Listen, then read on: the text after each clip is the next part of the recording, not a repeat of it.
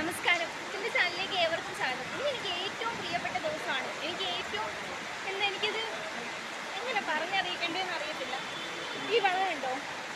ഇത് എനിക്ക് പാർവതി മാതാവിൻ്റെ അടുത്ത് നിന്ന് കിട്ടിയതാണ്. ചെങ്ങന്നൂർ മഹാദേവ ക്ഷേത്രത്തിലാണ് ഞാനിപ്പോൾ ഉള്ളത്. ഞാൻ വന്ന് തൊഴുതു. അപ്പോൾ പാർവതി മാതാവിൻ്റെ ഇടയ്ക്ക് പൂജിച്ച വള എനിക്കൊരു ചേച്ചി സമ്മാനമായിട്ട് തന്നു. അവിടെ പ്രസാദം പോലെ എല്ലാവർക്കും കൊടുക്കുന്നുണ്ട്. ഈ തൃപ്പൂത്താറാട്ടിൻ്റെ മൂന്നാമത്തെ ദിവസമാണ് ഇന്ന്.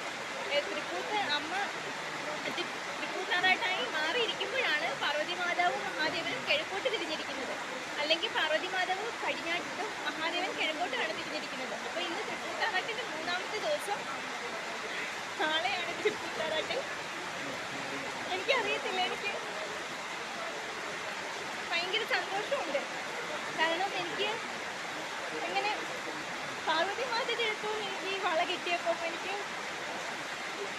ജീവിതത്തിൽ